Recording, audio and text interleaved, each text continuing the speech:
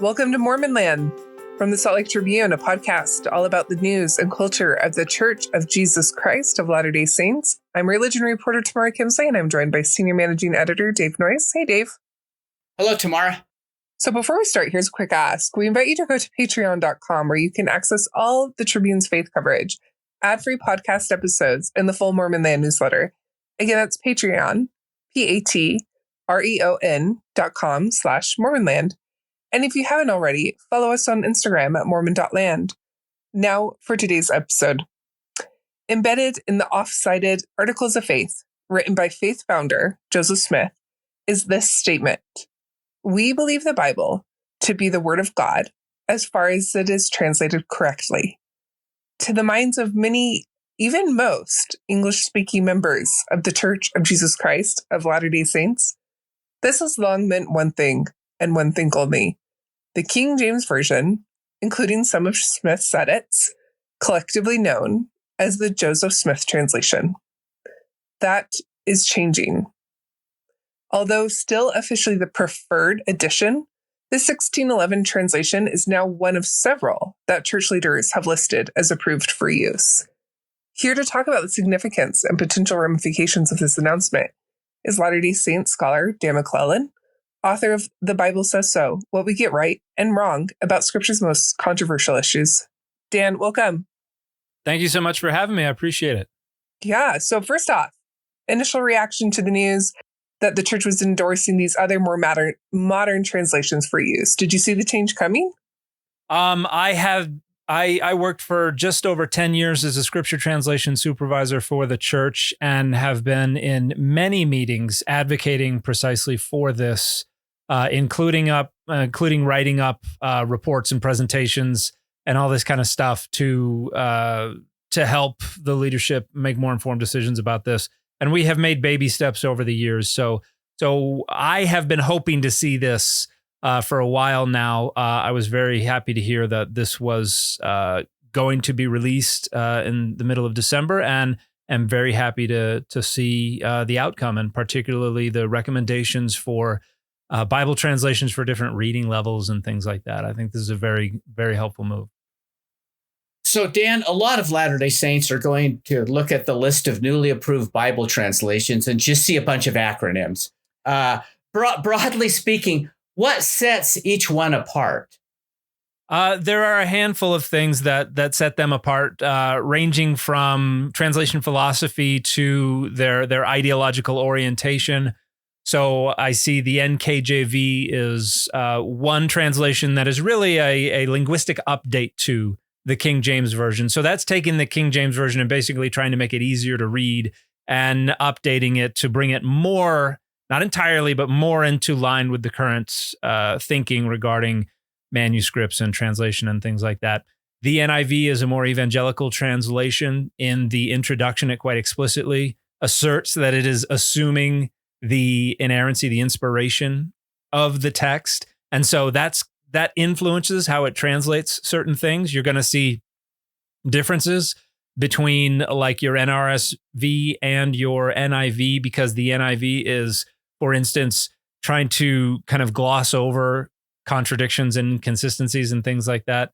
The NLT, New Living Translation, is a little more what people refer to as a dynamic translation, where instead of trying to get close to representing the form and the words of the text, it's more about vibes.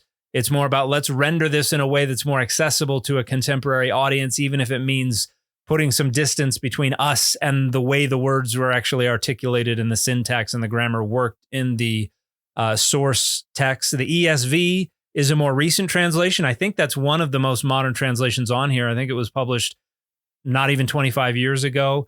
That is actually a translation that was executed to try to push back against what the creators of the translation saw as too much liberalism on the part of the NIV.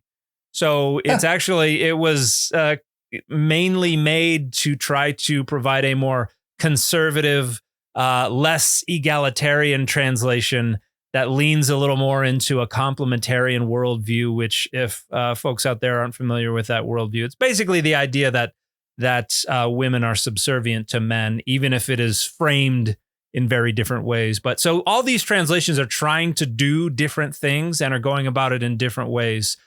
But I think it's good to see that these translations are having doors open to them by the leadership of the church, because I think some of them are more accessible to folks who, for whatever reason, whether it has to do with reading level or disability or things like that, are not going to get much out of the King James Version, which was already outdated the year it was published in 1611, and 414 years later is phenomenally more outdated.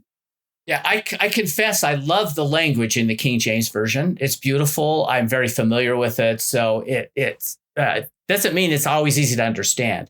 But which translation, Dan, if I had to pin you down, is your favorite? Of all the translations of both the Hebrew Bible and the New Testament together. And by the way, I really appreciated that in the announcement, the newsroom referred to the Hebrew Bible and the New Testament rather than the Old Testament and the New Testament. I saw that. Yeah. Yes. That's something that I had used every time I gave a presentation. I said Hebrew Bible and New Testament. And so why is that significant? Because what it means is we're letting the Hebrew Bible be what it was formed to be, rather than looking at it through a Christian lens and saying this only functions to the degree that it is a Christian text. I think calling it the Hebrew Bible is allowing it to operate more or less on its own terms, rather than saying this is a supplement to our scriptures, our New Testament. So I think that's particularly important. My preferred translation is the NRSV UE, which is the updated edition of the New Revised Standard Version, which was only released like 3 or 4 years ago. And on the church's website, it says the NRSV is a good translation for ages 14 and up. And it has a hyperlink, and when you click on it, it actually takes you to the updated edition of the New Revised Standard Version. So I was very happy to see that of all the translations that I would have recommended, my favorite is on the list. So I appreciated seeing that. So give us an example, if you would, of a verse in the King James Version and that same verse in one of the newly endorsed translations, something that you feel like is a good example of the key differences between the two, or three, or however many you want to throw in. Well, there are a lot of different ways that the translations can differ. One has to do with manuscript use. For instance, there's a passage that I bring up a lot that is in the Epistle of Jude in the New Testament. Verse 22 says, "And of some have compassion, making a difference." Now, there are multiple different ways or multiple different reasons that this is going to be different in a new translation. In fact, if you'll give me just a second to pull it up in the NRSV UE, it says, "And have mercy on some who are wavering," which is a very different translation. So if we go back to the KJV, "and if some have compassion," not really much of a difference there. Making a difference. When we hear making a difference, we think, oh, having a positive influence, having a positive impact on someone's life. Great message. Have compassion on people. That can change their lives. It can have a positive influence. Has nothing to do with what the King James translators were trying to say. Because in that time period, the phrase making a difference had nothing to do with having a positive impact or influence. It meant making a distinction. And this is something you see in like Leviticus 11:47. It tells the Israelites to make a distinction between the clean and the make a difference between the clean and the unclean. And so the idea is distinguish. And so what the King James Version of Jude 22 is saying is have compassion on some, but be discerning. Distinguish who you're going to have compassion on versus who you are not going to have compassion on. Now, there's another difference as well, because in the NRSV UE, have mercy on some who are wavering. The folks who are wavering are the object of the verbal action.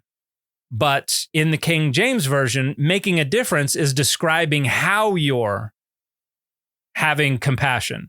And this comes down to manuscript difference. The King James Version is based on a version of the New Testament that was cobbled together originally by a Dutch humanist scholar named Desiderius Erasmus at the beginning of the 16th century. And he created this text that would later become known as the Textus Receptus. And this was kind of the authoritative version of the Greek New Testament that starts off in the Reformation, and then it gets used by the major English translations and German translations. This is what Luther used You translate the Bible into German before Tyndale did it.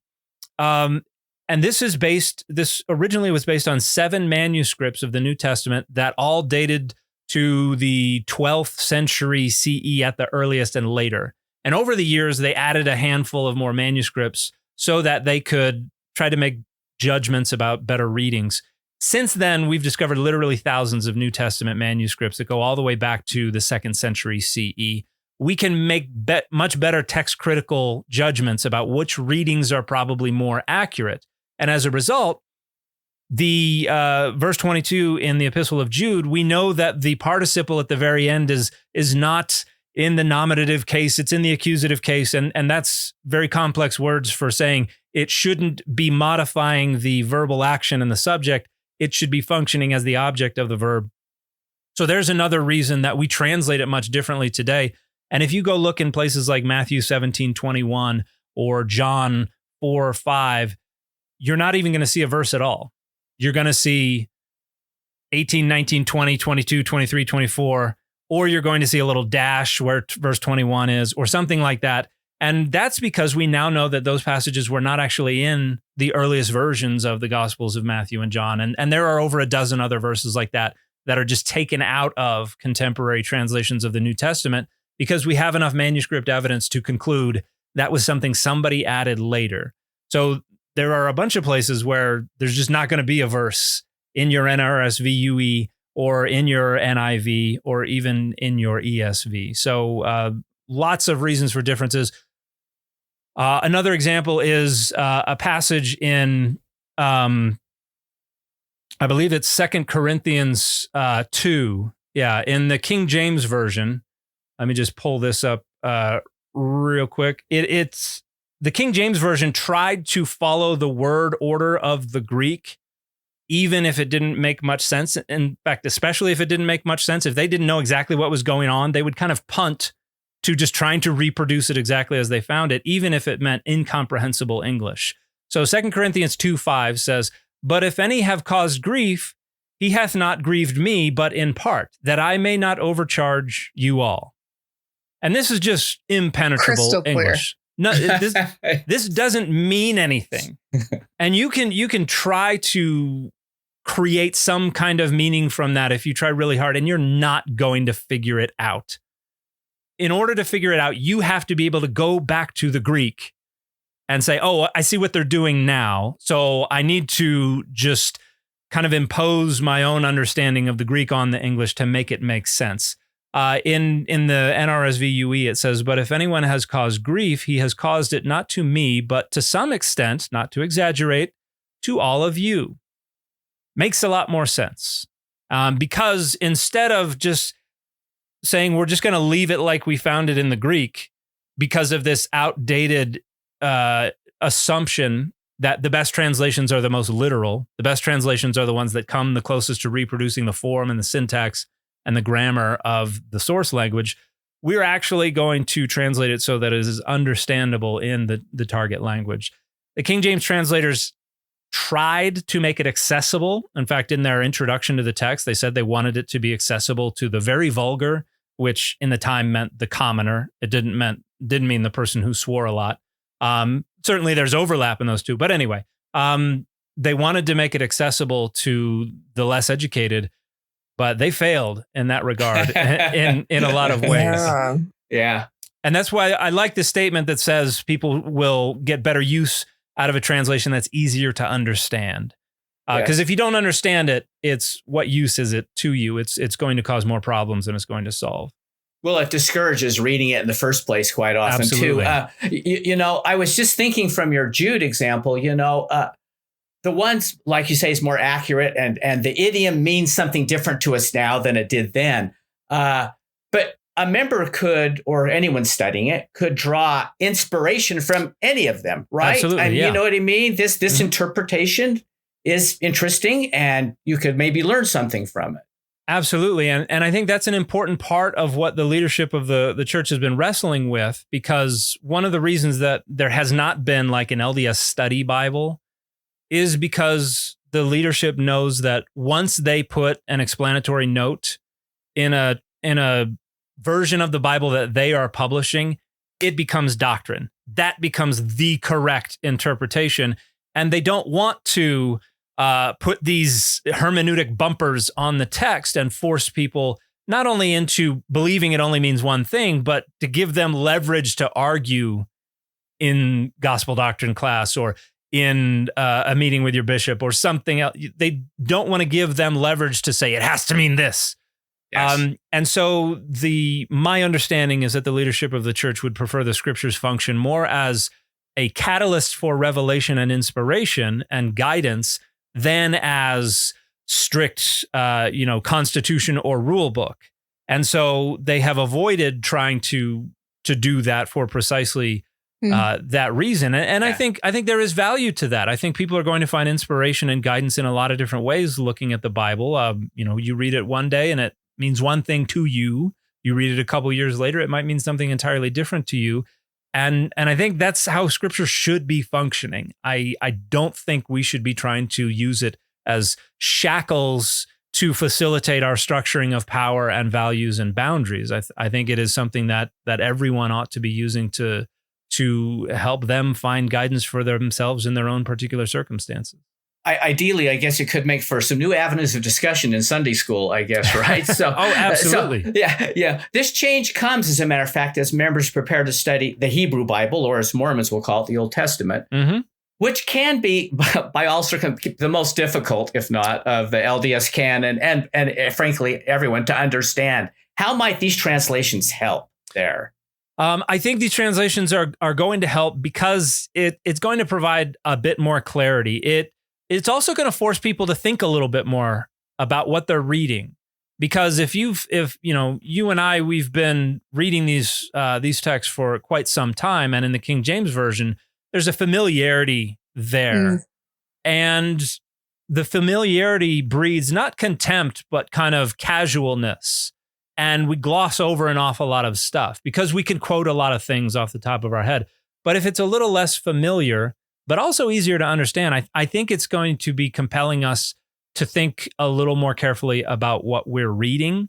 I think there are going to be a lot of passages that are a lot clearer that we're going to understand in better and in very different ways than we would in the King James Version. And I think hopefully that this will catalyze a bit more discussion in these classes about what's going on in the text here. Because if we've got the teacher using one translation and somebody over here has another and somebody over here has an entirely different translation, I think there's an opportunity for discussion about what might be going on here. And I think we should not be shying away from this. Now, I have been teaching primary for the majority of my 11 years in the ward that I'm currently in. After a few years of teaching gospel doctrine, they decided to shuttle me off to primary to keep me away from the gospel doctrine class, except for the very first day of Old Testament, the last time around in the cycle, where they came to me and said, "We don't have a teacher. Can you teach today?" And I said, "Yeah." And so I got up there and I taught, and then they were like, "Okay." And then they called me to be the gospel doctrine teacher. And then my wife, in December, my wife said, "Are you excited to teach New Testament?" And I said, "Guarantee you I won't see a single second of the New Testament gospel doctrine class. They're going to release me because the only reason they called me is because nobody wanted to do Old Testament." The Old Testament. Yeah. Sure enough, the first Tuesday of the next year, they called me in and released me. I've been in primary ever since. Primary's the best calling anyways. I agree for a number of reasons, but I think there are a lot of people who are afraid of that. And I have sat down and been in meetings with people at all different levels of leadership in the church who have lamented the fact that there is fear of questioning what's going on in these texts and of offering different solutions for it, and of interrogating what's going on in the King James Version or the Joseph Smith translation. The folks who are making decisions for the church are much better informed than sometimes I think we give them credit. And so I am excited to see, well, from a distance, from the primary classroom, I'm excited to know that there are hopefully more discussions going on about why these translations may differ and what the implications are of that. I have not taken a look at the Come Follow Me manual yet, so I don't know I know it has changed since the last one that I taught, and I was involved in the composition of that last one. So hopefully they have not taken out everything that I managed to get in, but I hope that the manual at least kind of provides some fertile ground for some discussion about what might be going on. Mormon Land will be right back. So some church leaders have argued in the past that the King James Version was the most consistent. And here, of course, I'm talking about J. Reuben Clark with Latter-day Saint beliefs. Yes. What would you say? And this, I guess maybe the answer you just kind of gave is like, we're meant to explore.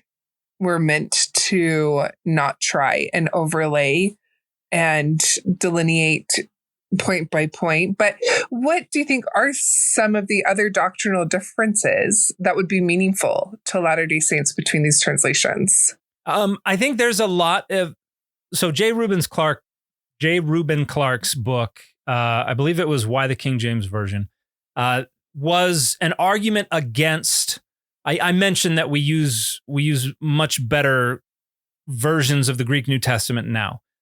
It was in the second quarter of the 20th century that this became very controversial, and particularly with the publication of the Revised Standard Version, New Testament in 1946, Old Testament in 1952. And his book is kind of a response to that, pushing back against the use of what we refer to now as the critical text over and against the Textus Receptus. And a big part of his argument was that for Latter-day Saints, the King James Version shears much more closely to the Book of Mormon and to Joseph Smith's Revelations. And that should not be much of a surprise, since both are clearly dependent upon specifically the King James Version. Tom Wayman's translation of the New Testament, his first edition, he was saying, oh, this quotes from, or the D&C is quoting this, and he was prohibited from saying the Book of Mormon is quoting this, even when it's very clear that the Book of Mormon's articulation of something was very clearly based on the rendering in the King James Version. His second edition, which was outside of formal church approval, put that in. So interesting. I didn't catch that. Yeah, it shouldn't come as a surprise to anybody that the Book of Mormon and the D&C is couched in King James Version language. If you want to interpret that as evidence that the King James Version is the most inspired and the closest to the real text, the text is not going to stop you. I think more than likely what it is evidence of is that the revelations of Joseph Smith were couched in the language of the King James Version because that was his source. But there are a lot of doctrines of the church that build on the foundation of the articulation of these ideas that we find in the King James Version. The idea of, for instance, line upon line, precept upon precept. This is from Isaiah 28:10. And most scholars today would say it does not say that. That was an attempt on the part of the King James translators to make sense of what was ultimately supposed to sound like gibberish. Because the Hebrew says, kav lakav, tzav latzav, tzav latzav. And so it 10 times fast. Yeah, it's supposed to sound kind of like mocking of foreign speech. Like a lot of people know the word barbarian comes from the Greek notion that they went bar. Right. And this is kav lakav, tzav latzav. And so this is very similar. And if you look at the context of this passage, what's it saying? They will speak with a foreign tongue, with stammering speech. They will speak like a babe. So it's supposed to sound like that. It's not supposed to mean anything. And so modern translations will say, they will speak in gibberish or something like that. I haven't looked at the NRSV UE's rendering.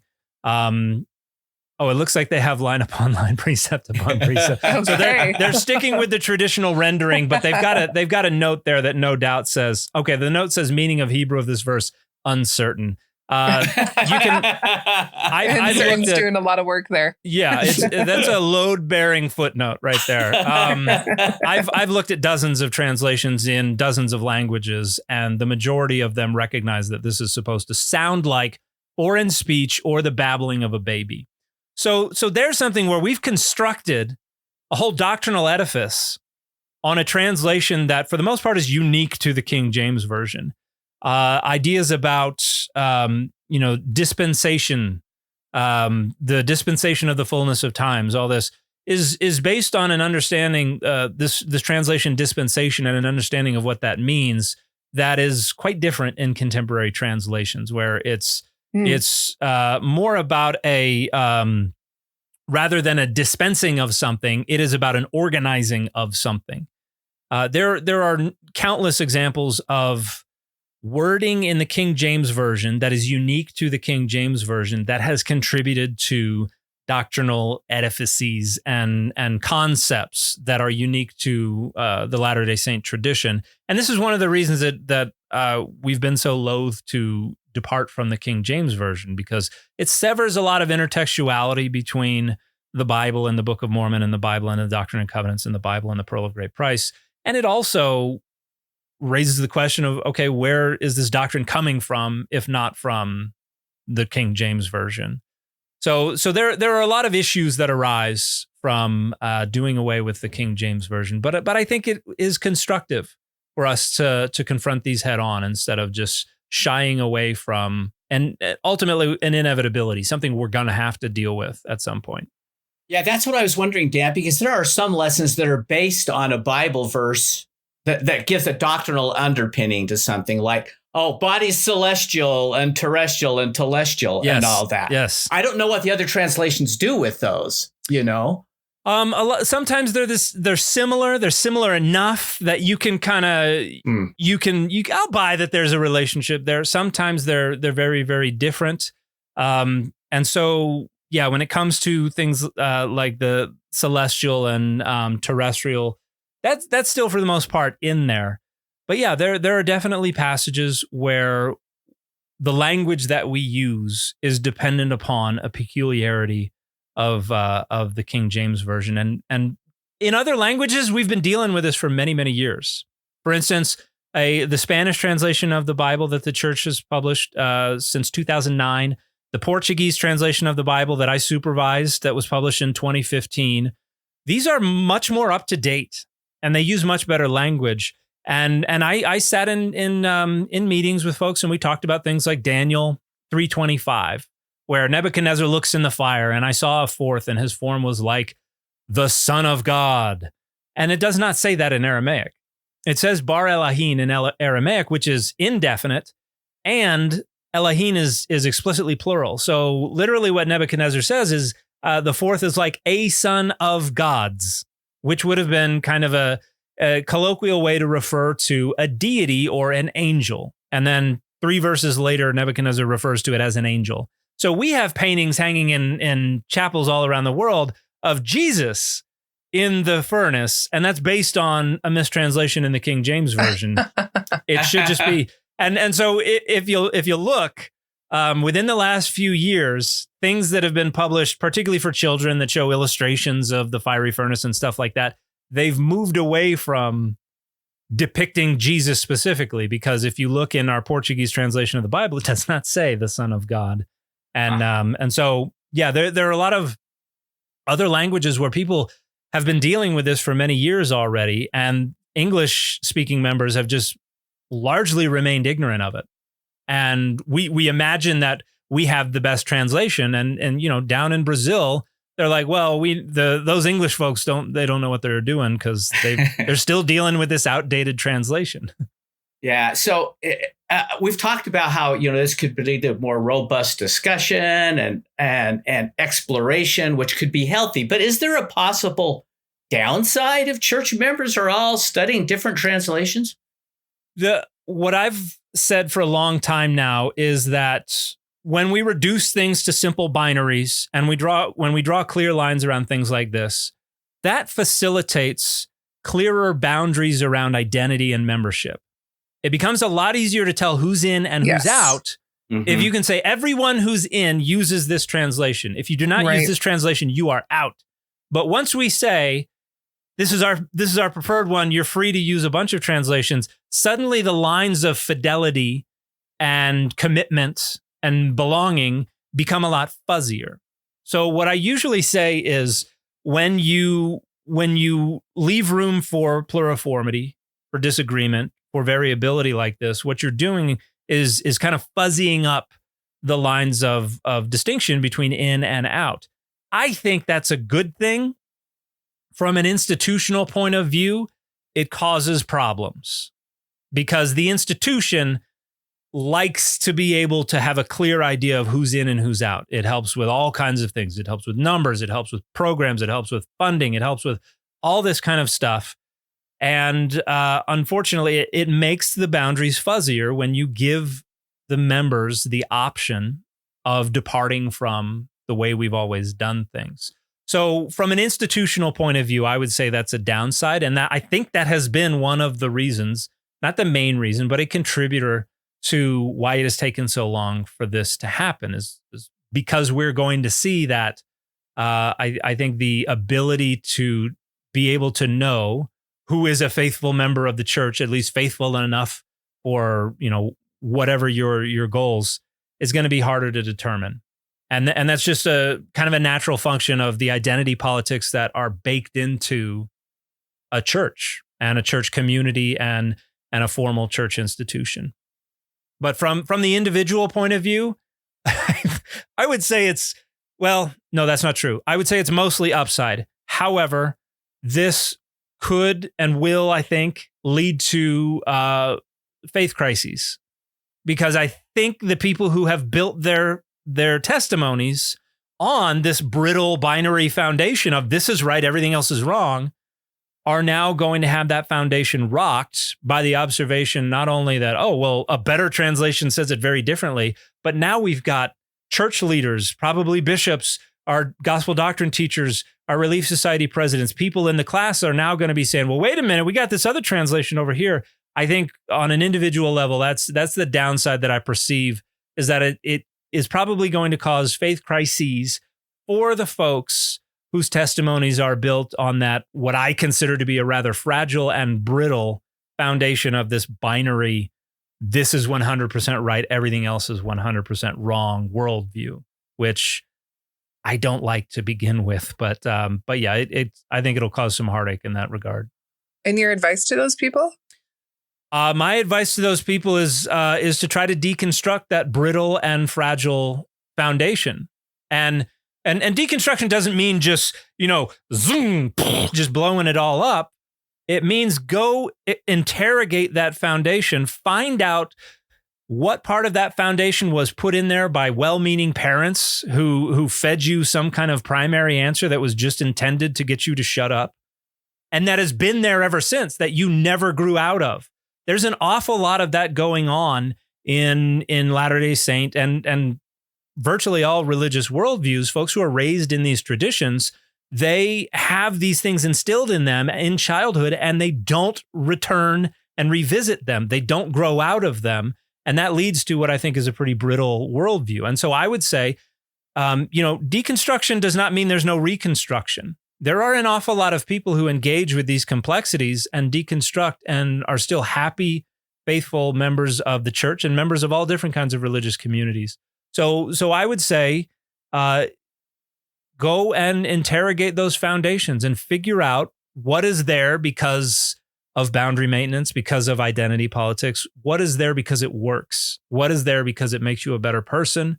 What is there because it brings you closer to God, to Jesus? It helps you feel the Spirit better. And that's a long, hard road. I think it's a more productive road than the brittle, fragile, binary, it's 100% right or it's 100% wrong. I'm tempted to leave it there, but I do have one more question. Okay. Which is, zooming out, how do you see this impacting Latter-day Saints' relationship with other Christians? I think that's a great question. I don't know. I think it's going to provide opportunity for a little more bridge building. I think it's going to provide an opportunity for more understanding. If we have more Latter-day Saints using the NIV, I think it will provide an opportunity for finding more common ground. But at the same time, I don't think those other traditions are going to be opening their doors any wider to Latter-day Saints. In my view, the LDS Church, membership in the LDS Church, as well as some of the leadership, has hitched its wagon to American evangelicalism in an effort to try to gain greater access to power and resources. And I think that the evangelical world has allowed that to happen only to the degree that it serves their interests. And when it does not, they are not interested in that relationship. And so Latter-day Saints now, I think, are beginning to see that a lot of evangelicals, and it's not true of everybody, but in general, I think they're finding out evangelicals couldn't care less about what Latter-day Saints think. So while I think there is a potential for more bridge building and some more harmony between these traditions, I also think because of the socio-political circumstances and relationships and things like that, there's probably going to be just as much new keeping at arm's length, get away from me, no, I don't like you like that kind of responses on the part of evangelical communities. I would love to be wrong about that. Nothing would make me happier than to be wrong about that. But if I'm asked to prognosticate, I think that's probably going to be the reaction. But again, so it's not like, oh, they finally are done with the King James Version. We can embrace them. That is not at the root of the disagreement. Yeah, but they still have that Book of Mormon. They still have that. Right. Yeah, exactly. And the asterisk that, once again, King James Version still holds an elevated status according to the press release that, preferred. Dan McClellan, thank you for joining us. Thank you for having me. I appreciate your time. And thanks to Dave Noyes. Always a pleasure. And to our producer, Chris Samuels. We remind our listeners that they can keep up on all the happenings in and about the church by subscribing to the Salt Lake Tribune's free Mormon Land newsletter. Just go to sltrib.com to sign up, and we'll talk again next time on Mormon Land.